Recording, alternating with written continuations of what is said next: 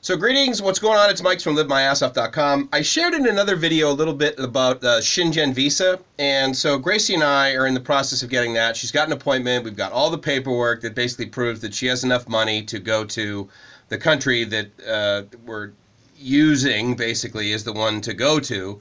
The trip will include Spain and Estonia, simply because I go to Barcelona once a year for a conference in September. And then I also have e-residency in Estonia, and so we're going to go up there as part of this trip, possibly. But in any case, what she's going to be doing is applying at the Spain embassy, or actually the service that the Spain embassy uses for their visas. But basically, at the end of the day, she's going to be going to the Spain embassy in Manila, get the Schengen visa, with the idea with that being that with the Schengen visa, she can then go to Mexico quite easily, and so can I.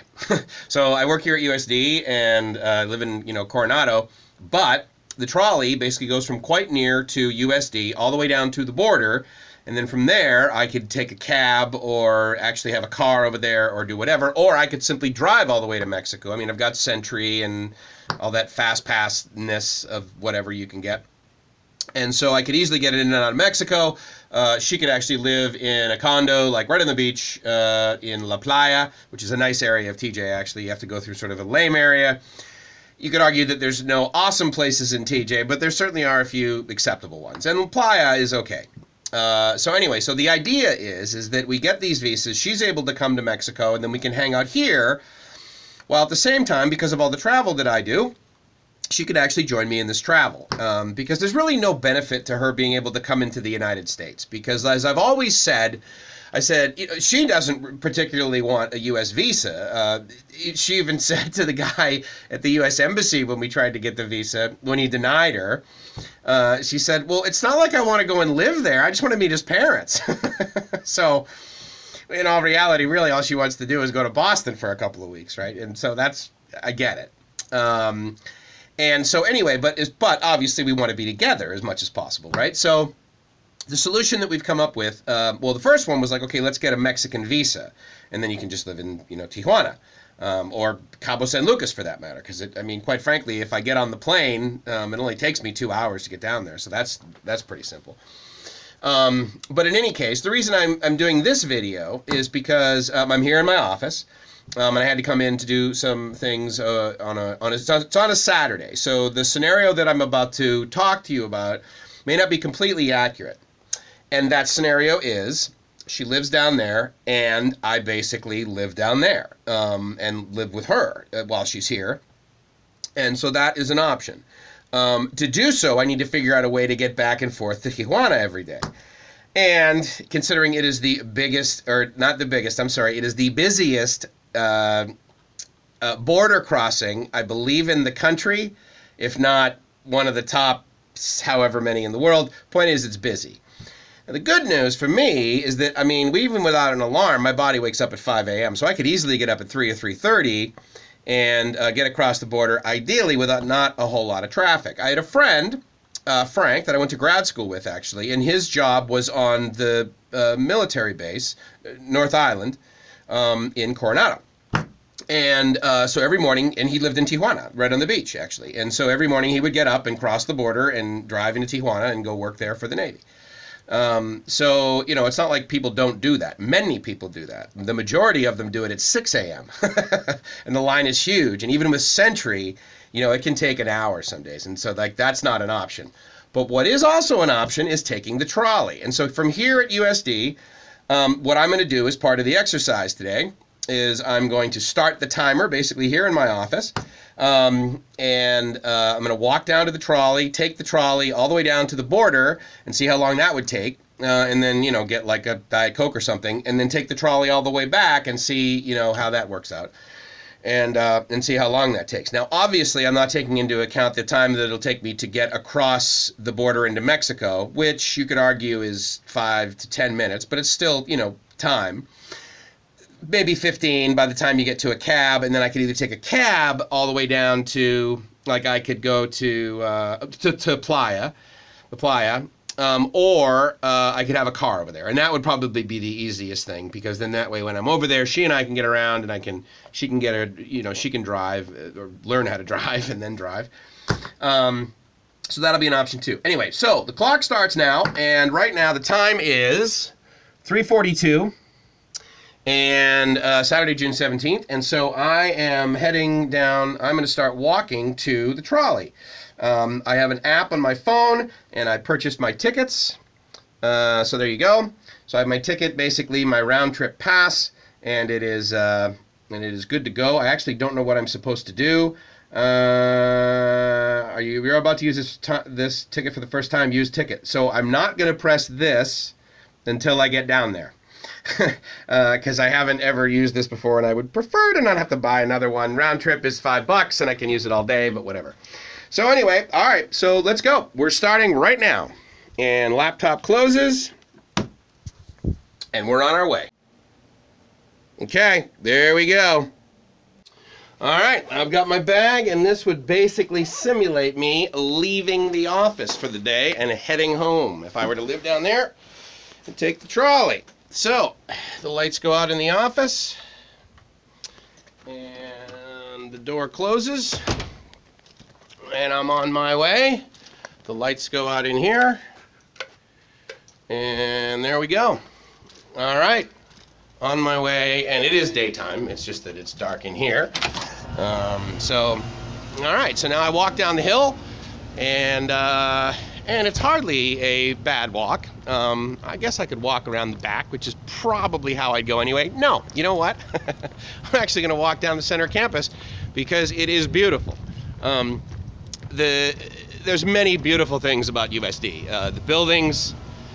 What did the president used to say? The woman who used to be our president. She always used to comment on the well manicured lawns. But truly it is. It's an absolutely breathtaking campus.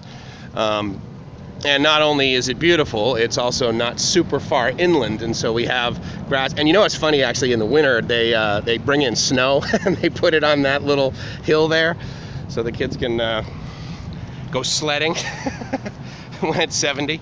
And I made a video here before, actually, when I was talking about how awesome my mom is on Mother's Day. And so anyway, so that's just like one of the fountains. Here's the building that my office is in, which is Maher Hall. And yeah, all right. So we're walking down there. I'll let you know approximately how long it takes me to get down to the trolley station.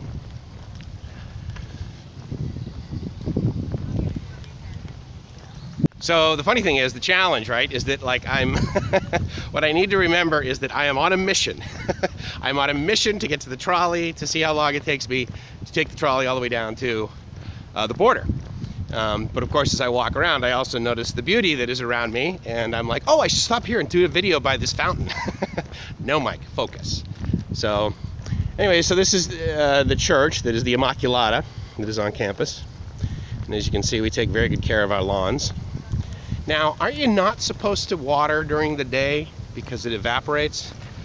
I don't know how that works. And I was just going to say, well, maybe they have it, you know, to beautify it, like for a wedding or something, because there's very frequently weddings over there. So I can understand why they would have the fountain going for the added beauty. But I would think that they'd be like, no, let's make sure the sprinklers are off, because, or the irrigation, I guess. Sprinkler's sort of a low-tech word. Irrigation is more appropriate, isn't it? So I would think that they say, let's keep the irrigation off so that when they're taking pictures from the wedding, they can have beauty. There's another little bubbler, I guess, fountain. So anyway, that's a little bit of USD, and we're off to the trolley. Okay, so again, this is a really good test because you wouldn't know this, but there's construction on campus, and like a lot of universities during the summer, we take the opportunity to, when there's no one here, when there's no students here, or very few. I mean, we do have continuing classes, summer session, and then we also have camps and conferences and that sort of thing. But the point is that the walk that I'm doing is, while hardly an excessive detour, it is going to add 2 or 3 minutes to it. So you know, the great news, of course, is that the weather is spectacular right now. But I do have to sort of weave in and out of the buildings. And as you can see, there is the sign for the for the detour so that I can get to basically what we're doing in the center of campus is where there was a roadway each way, basically east and west, and some parking in the center. What they're doing is they're ripping all that out, and we're basically going to put an entire plaza in there with grass and additional fountains because we love our fountains here at USD. So that's Manchester Hall right there that I'm walking past, and then the remainder of my walk will simply be on what we refer to as the South Perimeter Road, which will then take me down to Shiley Science Building. If you've heard of Darlene Shiley, her husband invented the Shiley heart valve, and so because of that, he's quite wealthy, or their family is quite wealthy. Sadly, her husband passed away several years ago, but she and her family have been, I believe his name was Donald. I'm not sure of that. I really apologize if I got the name wrong, but I know Darlene is Darlene. But that's the Shiley Science Building right down there. She's also provided us the Shiley Theater. She donates a lot of money, actually, to the arts. She was in the theater, so she has a big passion for that. And and then this is Olin Hall that I just walked past right here, which will then basically take me down the hill. And then over to, and then I just walk down the street and down to the trolley. But it's an important exercise, I think, because I can tell you that without any traffic, to get here, when I start my car from in front of my house in Coronado, by the time I am backing up and shutting the car off, if there's no traffic, it's 12 minutes. And so that's a pretty spectacular commute. That's one additional reason why I get up so early and I go across there. I go across the bridge so early and get down here because I absolutely hate traffic. I mean, you want to talk about a waste of time. For the most part, it is. Now, I use that time to the best of my ability whenever I'm in traffic. So, as an example of what I used to do when I commuted, when the rest of the world did. At the time, it was about my first 1 or 2 years of going to Thailand. So I bought, you know, those DVDs, right, that allow you to learn some Thai. So I can say a few phrases and a few words, and I can understand Thai a little.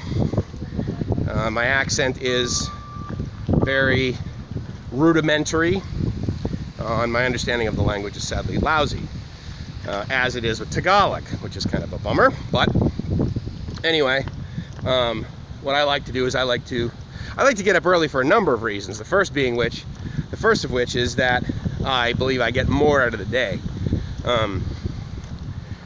I'll sleep when I'm dead, kind of thing. I mean, I understand that that's a necessary thing for me to do, much like, you know, take care of myself. I understand that sleep is important, as is water. But for the most part, I don't like to sit in traffic, is the short answer. So there's another building over there with a fountain. There's a building over there with a fountain. One of these days I'll do a video of what that is right there. You maybe can't see it with the roses around it, but you can see the black, round little fountain in the middle, and potentially the white little seats around it. There are 9 seats, white seats, little like blocks of seats in the center. And then around the edges there are 11. And so that is our memorial to the 9/11 tragedy.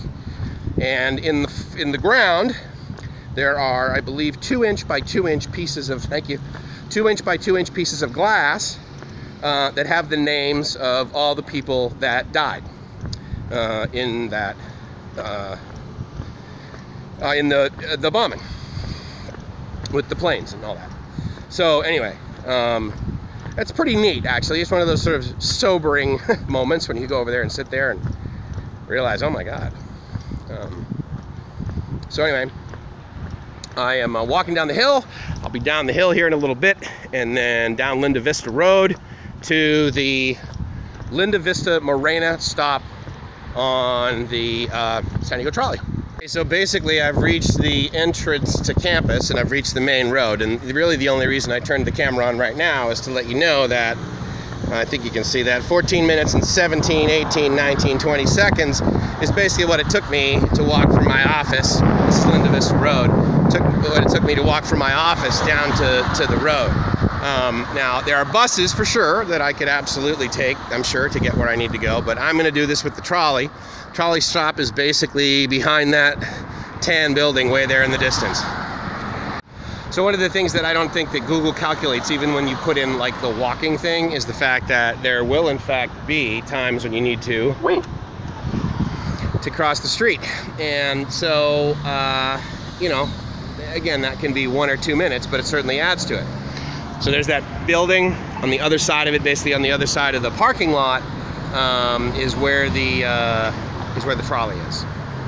So we're on our way over there right now. Wait, Napa. What? All right, see? Now we're talking. Oh. Well, I firmly agree with that statement. And I can appreciate the fact that it costs money to operate any facility. I can tell you that I love Starbucks for a couple of reasons. One, their water's free. Secondly, the restrooms they have, always very clean. Rarely do I have to wait very long for them. And the people that work there are incredibly pleasant. Had I bought more of their stock, I would have more money. The guy that is the leader of their organization seems to do so with integrity, and I believe he gives a good quality product. And while you could argue, oh my God, it's too expensive, I would submit to you that the same people that complain that it's too expensive are also the same people that purchase their products. So it's obviously not too expensive. You just wish it was less expensive. So anyway, okay, so I am now walking up to the trolley thing. And I guess the time-saving thing was the fact that I'm now at, I don't know if you can see this, I'm now at, you see that? 22 and a half minutes, and with the app that I have, I'm now going to go into that and click on the thing. You're about to use your ticket for the first time. Are you sure? Use ticket, and it says a reg day 69. And here's the trolley, so I am good.